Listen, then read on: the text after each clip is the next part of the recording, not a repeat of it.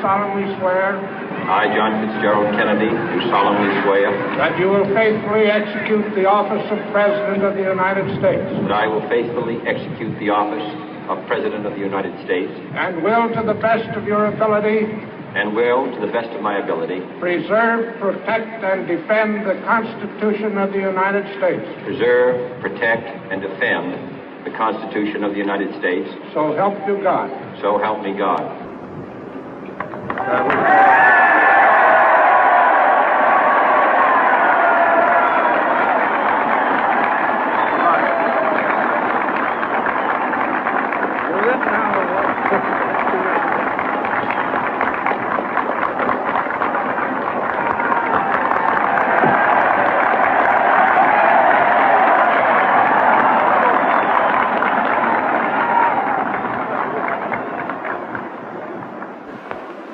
Vice President Johnson, Mr. Speaker, Mr. Chief Justice, President Eisenhower, Vice President Nixon, President Truman, Reverend clergy, fellow citizens.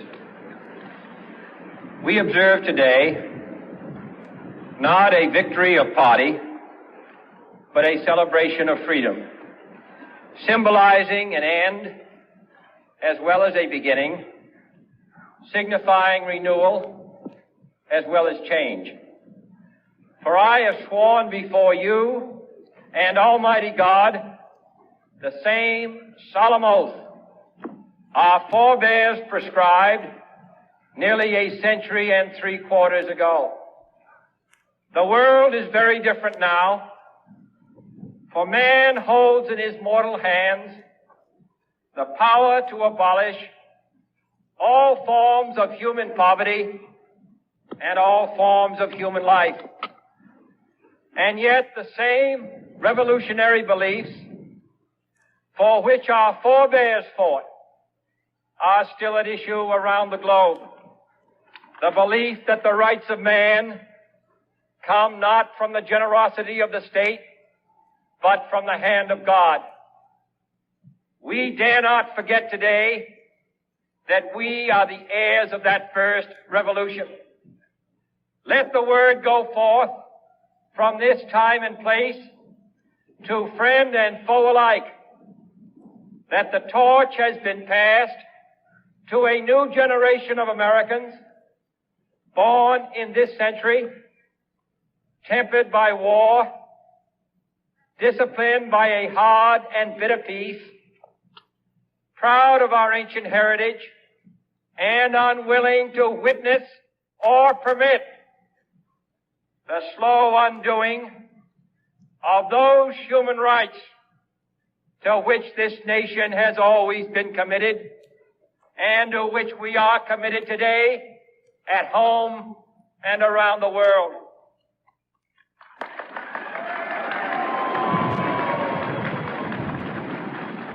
Let every nation know, whether it wishes us well or ill, that we shall pay any price, bear any burden, meet any hardship, support any friend, oppose any foe to assure the survival and the success of liberty.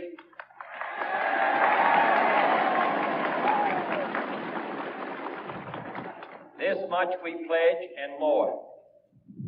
To those old allies whose cultural and spiritual origins we share, we pledge the loyalty of faithful friends. United, there is little we cannot do in a host of cooperative ventures. Divided, there is little we can do, for we dare not meet a powerful challenge at odds and split asunder. To those new states whom we welcome to the ranks of the free, we pledge our word that one form of colonial control shall not have passed away merely to be replaced by a far more iron tyranny. We shall not always expect to find them supporting our view, but we shall always hope to find them strongly supporting their own freedom, and to remember that in the past, those who foolishly sought power by riding the back of the tiger ended up inside.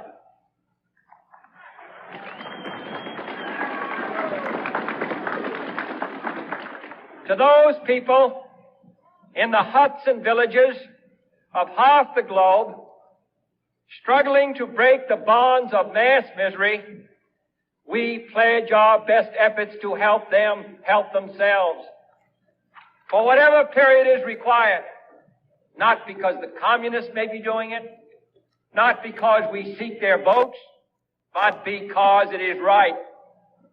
If a free society cannot help the many who are poor, it cannot save the few who are rich.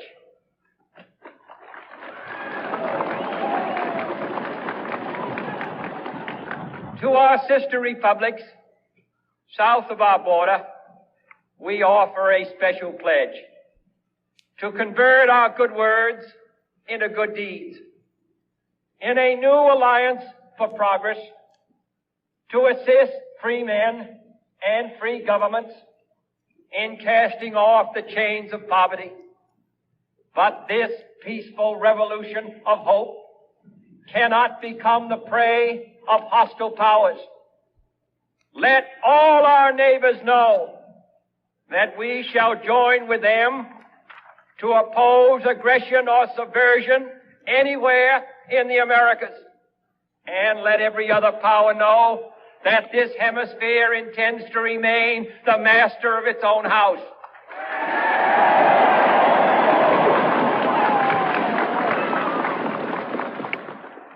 To that World Assembly of Sovereign States, the United Nations, our last best hope, in an age where the instruments of war have far outpaced the instruments of peace, we renew our pledge of support to prevent it from becoming merely a forum for invective, to strengthen its shield of the new and the weak, and to enlarge the area in which its writ may run. Finally, to those nations who would make themselves our adversary, we offer not a pledge, but a request that both sides begin anew the quest for peace. Before the dark powers of destruction, unleashed by science, engulf all humanity in planned or accidental self-destruction. We dare not tempt them with weakness, for only when our arms are sufficient beyond doubt can we be certain beyond doubt that they will never be employed. But neither can two great and powerful groups of nations take comfort from our present course, both sides overburdened by the cost of modern weapons, both rightly alarmed by the steady spread of the deadly atom, yet both racing to alter that uncertain balance of terror that stays the hand of mankind's final war. So let us begin anew, remembering on both sides that civility is not a sign of weakness, and sincerity is always subject to proof. Let us never negotiate out of fear, but let us never fear to negotiate.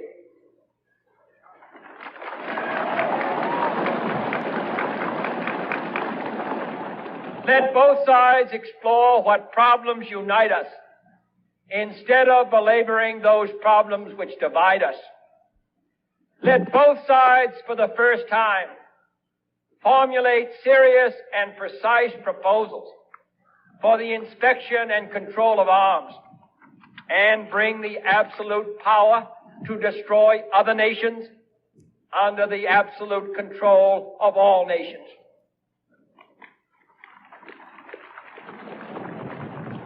Let both sides seek to invoke the wonders of science instead of its terrors. Together, let us explore the stars, conquer the deserts, eradicate disease, tap the ocean depth, and encourage the arts and commerce.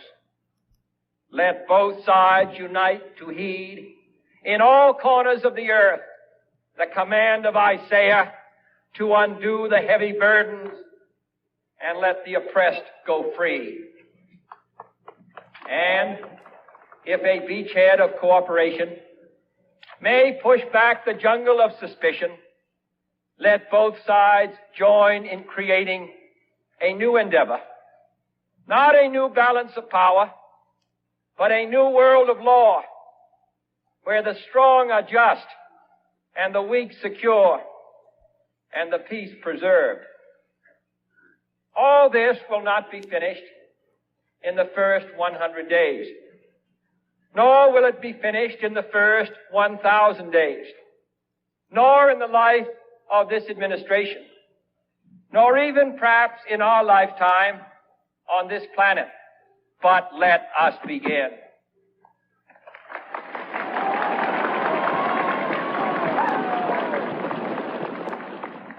In your hands, my fellow citizens, more than mine, will rest the final success or failure of our course. Since this country was founded, each generation of Americans has been summoned to give testimony to its national loyalty. The graves of young Americans who answered the call to service surround the globe. Now the trumpet summons us again, not as a call to bear arms, though arms we need, not as a call to battle, though in battle we are, but a call to bear the burden of a long twilight struggle, year in and year out, rejoicing in hope, patient in tribulation, a struggle against the common enemies of man, tyranny, poverty, disease, and war itself. Can we forge against these enemies a grand and global alliance, North and South, East and West, that can assure a more fruitful life for all mankind? Will you join in that historic effort?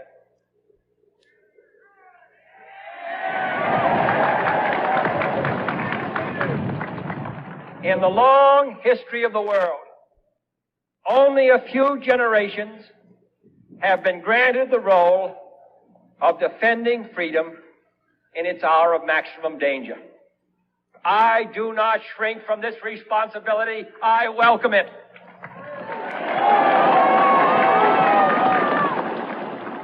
I do not believe that any of us would exchange places with any other people or any other generation. The energy, the faith, the devotion which we bring to this endeavor will light our country and all who serve it.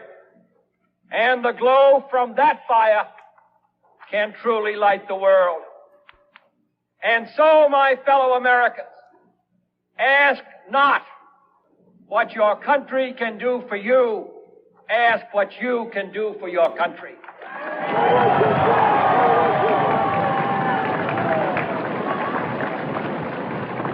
My fellow citizens of the world, ask not what America will do for you, but what together we can do for the freedom of man.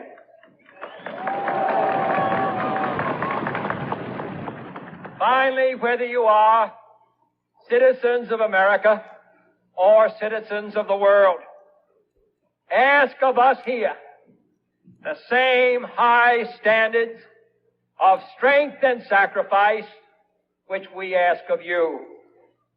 With a good conscience, our only sure reward, with history the final judge of our deeds, let us go forth to lead the land we love, asking His blessing and His help but knowing that here on earth, God's work must truly be our own.